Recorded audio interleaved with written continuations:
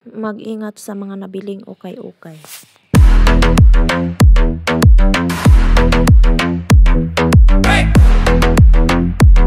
Magandang gabi sa lahat. Kwentong ito ay pinadala ni Josephine. Hindi po tunay na pangalan pero gusto ko lang talagang ibahagi itong nangyari sa akin. Baka sakaling may makarilit o may makapagpaliwanag kung bakit ko ito naranasan. Mahilig po talaga ako bumili sa ukay. Alam nyo yung excitement kapag makakita ka ng branded na damit sa sobrang mura. Ganun po ako. Isang araw may nadaanan akong maliit na ukayan. Tapos may nakita akong kulay itim na dress. Ang ganda niya. Simple lang pero classy. Morang-mora pa. Kaya syempre binili ko na. Pag uwi ko, nilabahan ko agad. Tapos kinabukasan, sinuot ko kasi may handaan sa kakilala ko doon. May napansin ang mga kaibigan ko. Ang sabi nila, "Oy Mars, ba't parang ang bigat ng aura mo today?" Parang may kakaiba. Nakakapangiti na lang ako pero deep inside ramdam ko rin na may kakaiba. Parang biglang ang lungkot-lungkot ko tapos ang bigat ng dibdib ko. As in parang may nakadagan sa akin. Kinagabihan pag uwi ko doon na nagsimula. Pagpasok ko sa kwarto biglang nanindig balahibo ko. Kasi may malamig na hangin na dumapi sa batok ko. Naisip ko baka guni-guni lang. Pero pag humiga ko amoy na amoy ko talaga. Parang bulok na lupa na may halong kalawang o dugo. Bagong labay yung damit kaya hindi ko may paliwanag.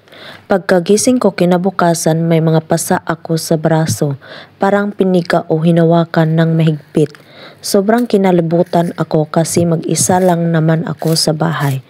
Doon na ako nagsimulang kabahan kasi tuwing napapatingin ako sa sulok ng kwarto, parang may aninong dumadaan. Isang gabi, habang natutulog ako, bigla akong nagising kasi parang may kumakaskas sa dingding. Tapos, nararamdaman ko unti-unting hinihila yung kumot ko pababa. Napakapit ako ng mahigpit at sabay pikit. Dasal ng dasal. Bigla kong narinig na may humihikbi. Boses ng babae na umiiyak. Nang lakasan kong loob kong dumilat, ayon siya. Nakaupo sa paanan ng kama. Basta ang buhok niya, nakayuko at suot niya yung itim na dress na binili ko sa ukay. Hindi siya gumagalaw pero ramdam na ramdam ko yung bigat ng presensya niya. Para akong mababaliw sa takot. Hindi ko na alam ang gagawin, pinikit ko na lang ulit mata ko at nagdasal. Nang magmulat ako, wala na siya. Kinabukasan, tinapon ko agad yung damit kahit sobrang nagagandahan talaga ako doon. Sabi ng iba, posible raw na may espiritu na sa damit, lalo na kung galing ito sa taong namatay. Nang hindi na tahimik ang kalagayan. Simula noon, hindi na ako bumili ng damit sa ukay kasi hanggang ngayon, kahit wala na yung damit, pero yung alaala na natiri pa rin sa akin.